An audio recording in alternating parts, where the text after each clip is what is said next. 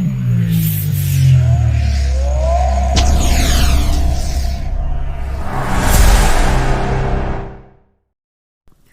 اللہ الرحمن الرحیم۔ السلام علیکم۔ میں امید کرتا ہوں کہ میرے سب ویورز اور سبسکرائبرز خیریت سے ہوں گے۔ آج میں کافی دنوں کے بعد آپ سب کے لیے ولاگ بنا رہا ہوں، اور اس کی بنیادی وجہ یہ ہے کہ پچھلے 1-1.5 مہینے سے کافی سردی اور فوگ لاہور میں پڑتی رہی ہے، اور میری زیادہ تر جستجو یہی رہی کہ میں اپنے برڈ کو کیسے ان سے محفوظ رکھوں، اور مزید ایسے موسم میں جو تجربات اور مشاہدات سے میں گزرا ہوں انہیں لاگ کر لیا جائے تاکہ برڈ کیپنگ کے لحاظ سے مفید معلومات کو ہم محفوظ کر لیں۔ اس کے علاوہ میں نے یہ سوچا کہ میں اس سیزن میں جو میرے پاس نئے برڈز پروڈیوس ہوئے ہیں وہ بھی آپ کو دکھاؤں۔ یہ سیزن امیدوں کے برخلاف بہت ہی زیادہ چیلنجنگ رہا ہے۔ وہ اس طرح کے تمام فینسیئر چاہے وہ نئے تھے یا پرانے، انہیں برڈ کیپنگ کے لحاظ سے ایسے چیلنجز کا پہلے سامنا نہیں کرنا پڑا۔ بہت سے زیادہ برڈ جو ہیں وہ انفرٹیلٹی اور ڈیڈ اینڈ شیل کی وجہ سے اچھا بریڈ نہیں کر سکے، اور اوور آل بریڈنگ کی پروگرس جو ہے وہ 30 سے 40% سے زیادہ نہیں رہی۔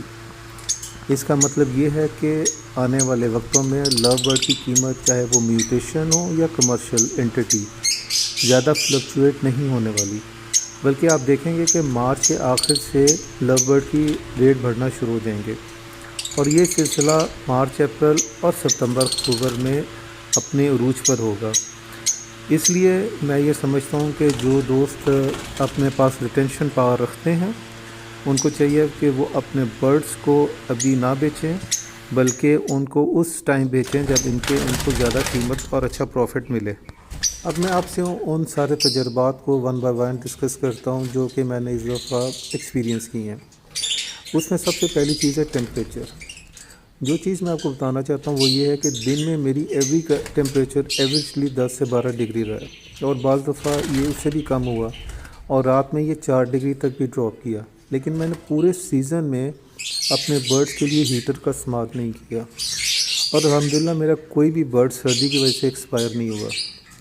دن میں نے وینٹیلیشن کے لیے کھڑکیوں کو اوپن رکھا، اور جہاں پہ دروازہ تھا وہاں پہ جالی والا دروازہ تھا، تو ایک سائڈ سے وینٹیلیشن کے لیے کھڑکی تھی اور دوسرے سے دروازہ تھا، اور ہوا اچھی طرح کراس ہو رہی تھی۔ اس کے علاوہ میرا ایگزاسٹ فین بھی چلتا رہا، اور میں نے یہ بھی آبزرو کیا کہ برڈ اتنی سردی کے باوجود بھی نہاتے رہے ہیں اور وہ بیمار نہیں پڑے۔ اس سے یہ چیز تو پروو ہو گئی ہے کہ اگر برڈ کو ہم ڈائریکٹ ٹھنڈی ہوا سے لگنے سے بچا لیں تو وہ بیمار نہیں پڑتے۔ دوسری جو چیز میں نے انشور کی وہ یہ تھی کہ میں رات کو ان کا پانی کا برتن اٹھا دیتا تھا، اور پانی کے برتن کو اٹھانے کی وجہ سے صرف ان برڈز کے لیے میں نے پانی کا برتن چھوڑا جن کے بچے ہیچ ہوئے ہوئے تھے، اور یہ بھی ایک بہت بڑی ریزن تھی کہ برڈ جو ہیں وہ بیماری سے بچے رہے ہیں۔ اور خوراک کے لیے میں نے جیسے سب لوگ کہتے ہیں کہ جی کہ وہ بہت زیادہ ایگ بریڈ کا استعمال کرواتے ہیں، تو ضروری نہیں ہے۔ میں نے ہفتے میں 1 دفعہ اور میکسیمم 2 دفعہ ایگ بریڈ کا استعمال کیا۔ اس کے علاوہ جس چیز کو میں نے کنٹینیولی جاری رکھا وہ تھا سبزیوں کو ایز اے سافٹ فوڈ کے لیے استعمال کرنا، اس کے علاوہ کارن یا بھٹا کا استعمال، اور تیسری چیز جو تھی وہ تھی میں نے لوسنٹ کا استعمال کیا۔ اور ایک چیز کو میں نے اور بھی انشور کیا کہ کوئی بھی بیماری سے بچنے کے لیے، برڈ کی بیماری سے بچنے کی میڈیسن کو کسی بھی عام دکان پہ ہوتی ہے، اویلیبل ہے، وہ میں ہفتے میں 1 دفعہ ان کو پانی میں ڈال کر ضرور دے دیتا تھا، اور 1 دفعہ سائموسٹریس دے رہا تھا، اور یہ ٹوٹل 2 چیزیں تھیں جس کی وجہ سے میں نے اس پورے سیزن میں بغیر کسی کیجولیٹی کے اپنے برڈز کو سردیوں میں بچایا۔ اگر برڈز کی بریڈنگ کی طرف نظر دوڑائی جائے تو اس میں وہ خاطر خواہ رزلٹ نہیں مل سکے جو کہ ہمیں ہمیشہ پچھلے سیزنز میں ملتے رہے، اور اس کی بنیادی وجہ بہت زیادہ اسموک اور فوگ اور سردی کا ہونا تھا۔ اس کی نشانی یہ بھی آپ نے شاید آبزرو کی ہوگی کہ آپ کے برڈ نے جب ایگ لے کی ہیں تو ان کو زیادہ تر وہ ایگز کے اوپر بیٹھنے کی بجائے ان کو نیسٹنگ کے نیچے رکھ کے خود برڈز باہر رہتے تھے، بیکاز کہ وہ اتنی چیلنجنگ ان کے لیے سچویشن تھی کہ وہ برڈز پراپرلی اور اپنے انڈوں کو ہیچ نہیں کر سکے۔ اس کی وجہ سے انفرٹیلٹی بھی بہت دیکھنے کو ملی، اور پھر ڈیڈ اینڈ شیل بھی ہوا۔ اس کے باوجود بھی میرے برڈس نے بریڈ کیا اور فرسٹ 2 کلچز جو ہیں وہ اس کا رزلٹ 30 to 40% رہا ہے۔ اور میں یہ سمجھتا ہوں کہ اس رزلٹ کے بعد جو اب آنے والا 3rd اور 4th جو ہمارے کلچ آئیں گے، جو کہ ہم یہ سمجھ سکتے ہیں کہ فیبرری سے لے کر اپریل کا مہینہ ہے، اس میں آپ 2 رزلٹس بہتر لے سکتے ہیں، تو اس میں ہم امید کر سکتے ہیں کہ اچھے رزلٹ ملیں گے۔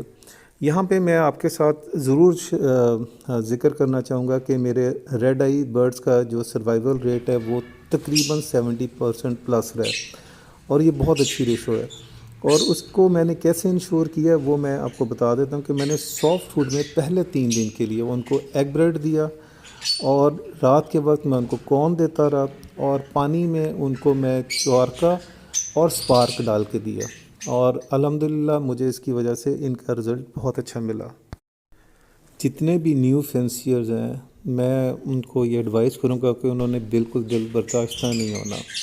یہ لائف سٹاک ہے، اس میں اپ اینڈ ڈاؤن ایک فطری عمل ہے۔ یہ جو حضرات آپ کو بار بار فیزیبلٹی رپورٹ بنا کے پیش کر رہے تھے، وہ تو ساری وڑ گئی ہیں، اور جینون بریڈرز ہی سروائیو کر پائے ہیں۔ ان حالات میں انشاءاللہ تعالیٰ اپنے برڈز کو آپ اپنی اچھی خوراک دیں، ان کی اچھی برڈ کیپنگ کریں، اور میں آپ کو یقین دلاتا ہوں کہ آپ 3rd اور 4th کلچ میں بہترین رزلٹ حاصل کریں گے۔